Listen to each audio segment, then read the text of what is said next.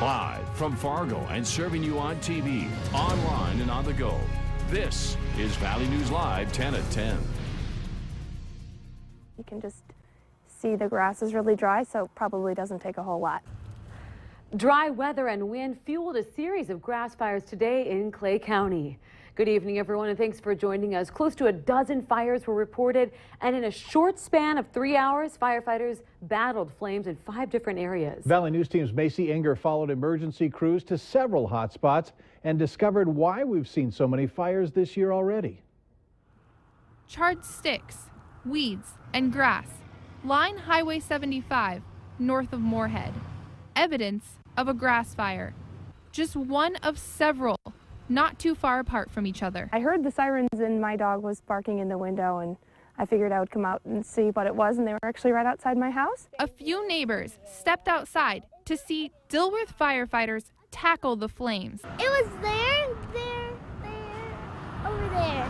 Lots of places, huh? Mm-hmm. In total, 6 small fires, the largest near Georgetown. It didn't take long to get very far, and it's just kind of a reminder of how dry it is. We have had really dry years like this where we've had multiple grass fires as such. We haven't seen them in recent years because we've been very wet, to say the least, but now it's getting to be pretty dry, and we just have to be really careful. Dilworth firefighters weren't the only ones to put out a grass fire. Just north of Glendon, this fire started from a burn barrel and quickly spread across the field. It wasn't in danger of hurting anything, any buildings or anything like that, so we basically let it burn out on one side of the road and went and put the rest of it out. Luckily, these battles weren't more complicated and dangerous by the recent strong winds we've seen. None of the fires damaged any buildings, but firefighters we talked with all said the same thing. Don't burn. Don't burn. At least until we actually get some spring weather. In Clay County, Macy Enger, Valley News Live. Grass fires also popped up in Ulen and northeast of Barnesville. In both cases, firefighters quickly doused the flames. No buildings were damaged. There's a new boss in town. The Minnesota Department of Natural Resources will use a new firefighting aircraft called the Fire Boss during the 2015 fire season. The state fire program recently transitioned from CL-215 planes to the new Fire Boss in order to keep pace with changing technology and efficiencies. The DNR has 4 Fire Boss planes on contract at airports around the state. This is a picture of it. They gave a sneak peek this afternoon showing how the air tanker works. Cameras got a look inside the cockpit and a demonstration of reloading of firefighting material. The Fire Boss, a single-engine air tanker with floats, is manufactured in a combination of a Minnesota company and a Texas-based company. Sparks continue to fly on both sides following yesterday's defeat of a bill in the North Dakota House that proponents say would protect against sexual discrimination. A Fargo business owner puts up this sign banning all lawmakers who voted against the bill. He says he'll serve them if they are accompanied by a lesbian, gay, bisexual, or transgender person. But those happy that the law didn't pass say it's a conflict of religious beliefs, freedom of speech, and the right to business. Now, there's still time for you to join in on this conversation. We have a poll on our website. Go to our website at valleynewslive.com. The Obama administration unveiled new regulations for hydraulic fracturing, better known as fracking, on federal and tribal lands last month. It sparked outrage from some lawmakers, saying these regulations are burdensome and will hurt the energy sector. Fracking is a technique of getting natural gas and petroleum from rocks miles underneath the Earth's surface through wells of pressurized liquid made of many different chemicals. The Department of the Interior announced new regulations in March for the fracking industry. And here's what the new standards include: stronger cement barriers between the well and the water zones, required disclosures of chemical companies using in fracking, high standards for storage of waste fluids, and measures to lower risks of cross-well contamination. Senator Heidi Heitkamp doesn't totally agree with the new standards, saying she wants state-based regulatory systems. We have a whole lot of regulations as it relates to casing wells that we need to enforce in an aggressive way. But as long as the current North Dakota regulations are enforced, I don't have any concern about what would happen with fracking. The Department of the Interior says these rules came after a 4-year research process with more than 1.5 million public comments. A lobbying group claiming no political affiliation is launching attack ads against Minnesota DFL lawmakers in key districts with direct mailings, digital ads, and radio spots.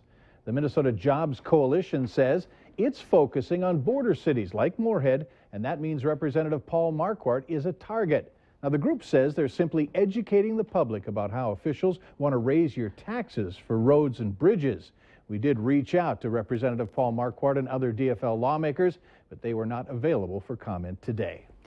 Some key roads in Lakes Country are going to be getting a facelift this construction season, and these are roads that always seem to be very busy. But the work scheduled for Highway 10 will slow you down. Valley News Team's Krista Boehm explains what may be a small project in size will have a major impact on lake lovers. Ice is coming off the lakes and dreams of summer are heating up.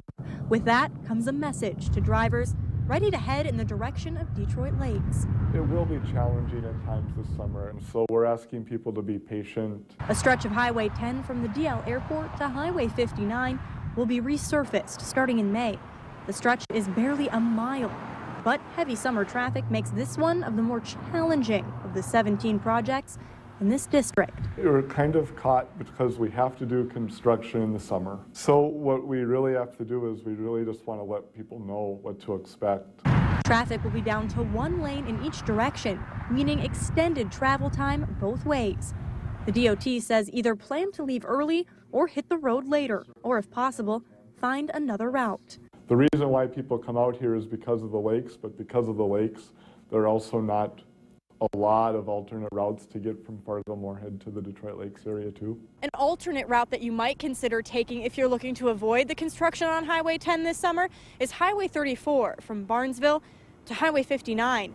But even parts of that will be under construction this summer too. Highway 10 is just one part of this three-piece project. The frontage road will also be reconstructed and added to in front of the businesses along the highway. No matter what's done is going on here, there'll always be a way to get to their businesses. It may be a little different than what it is right now. Near Detroit Lakes, Krista Boehm, Valley News Live. The third part of that project is building a bridge on Highway 59. That stretch will remain open throughout the summer. Now, for more information on the roadwork planned in that area, go to valleynewslive.com and click on this story. Remember to like Valley News Live on Facebook. You can follow the latest news, weather, and breaking news updates anytime on your feed. Just search Valley News Live, like our page, and you'll stay informed throughout the entire day. Valley News Live 10 at 10 continues with No Wait Weather. Not a bad day today. I mean, a yesterday little cooler. It was, A little yes, cooler. yes, it was a lot cooler. Not complaining. Yeah, not too bad out there. It did have some rain and snow showers over parts of the area. Even a few flakes of snow here in Fargo earlier this evening, but not a big deal. Right now, those clouds are rapidly decreasing. We've got some mostly clear skies here in the Fargo-Moorhead area. Taking a live look outside on the CorwinAuto.com Valley Sky Cam. Mostly clear skies, and it's a chilly evening, but all in all, not too bad. 36 degrees. Those winds, calm. And they're going to remain pretty light as we head through the overnight hours. If you missed the sunset earlier this evening, I'm going to step out of the way and check this out. A gorgeous sunset earlier in the Fargo-Moorhead area. Other temperatures across the region, a mix of some 20s and some 30s. Still 41, however, down in the Sisseton area, 33 Jamestown, 34 in Devils Lake, 27 Grand Forks, Thief River Falls, Roseau, and in Bemidji. You factor in those very light winds and just some temperatures a touch cooler with some wind chills down into the teens at Thief River Falls and Baudette, 20 down in Wadena. Clouds, I mentioned, they're decreasing from west to east, and there they go. They continue to slide on off towards the east and get on out of here. Good news if you're planning on getting up early tomorrow morning to take a look at that lunar eclipse. The precipitation that we did have earlier this evening, most of that gone. However, still some, maybe a light sprinkle or flurry in our far eastern counties. That will continue to slide on out of here as we head through the next few hours. Most of the northern plains quiet outside of a bit of snow up in northern portions of Minnesota. Across the western portions of the U.S., quiet until you get up into the Pacific Northwest. Some rain and some higher elevation snows, and still just a little bit of severe weather ongoing. The last remnants of a severe thunderstorm watch continues for parts of northern Alabama and northern Georgia. Some strong storms making their way through parts of Louisiana and Mississippi. Some heavy rain for parts of the mid-Atlantic states. As we head through the rest of tonight, we're going to see those clouds continue to decrease, and any precipitation again off to the east will continue to move on off towards the east. Overnight tonight and into tomorrow morning, we're going to see some variable cloudiness. And as we head through tomorrow morning, the eclipse, look off towards the west, starting at about 5:15. We're going to see the partial eclipse. At 7, it becomes a total eclipse, but watch quickly because the moon sets at about 7:04. So you only have a few minutes to see the total eclipse. As we head through the day tomorrow, we're going to see a mix of clouds and sunshine as we head through the morning time hours, and as we head into the afternoon, again, some variable cloudiness, maybe an isolated flurry or sprinkle from time to time, but most of us will remain dry. Tomorrow night, however, the next system starts to move on in, and by Easter Sunday morning, that could give our northwestern and maybe even some of our northern counties a little bit of snow, maybe an inch or two of snow possible, especially in the Devil's Lake area, and perhaps an inch or so of snow stretching all the way over towards the Red River. Your Fargo area planner looks like this. We'll start off the day on a chilly note, not as cold as it was this morning, getting down into the middle teens, but still cold nonetheless. Some upper 30s as we head towards the noontime hour, some partly sunny skies as we head through the day, some light winds, and by the afternoon could see a few more clouds around and temperatures in the mid 40s. Those winds remaining on the light side. As we head through the next 7 days, again, very late to tomorrow night and on into your Sunday morning, could see some accumulating snow, some light accumulating snow in our far northwestern and northern counties. Another chance for some rain and snow showers late on Easter Sunday. A better chance for some rain and snow late Monday and on into Tuesday. That could give parts of the area some light accumulations of snow.